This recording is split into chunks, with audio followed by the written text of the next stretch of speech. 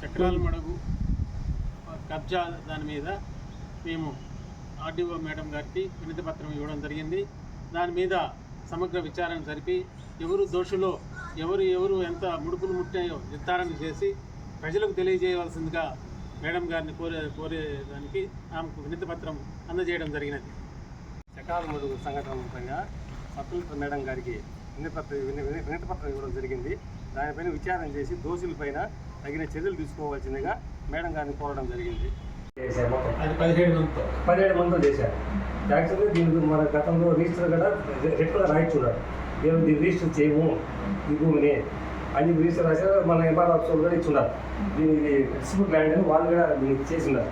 అయినా కూడా దీని వెనకాల కొంతమంది పెద్ద రాష్ట్రం పెట్టుకుని రాత్రే 17 మంది పెద్ద రిజిస్టర్ చేశారు.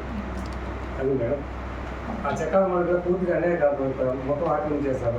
రేపు ఏదైనా వర్షాలు వచ్చిందనుకో పై నుంచి కూడా మీకే ప్రెజర్ ఉంటుంది. రెవెన్యూ సిబ్బంది ఏం చేస్తారు, మీరు కూడా ఏం చేయలేరు.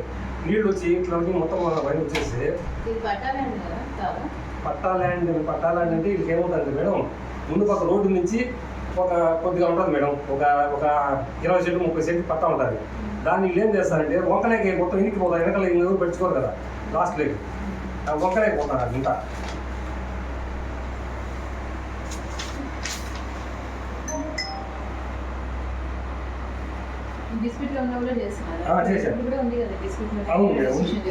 చేశారు.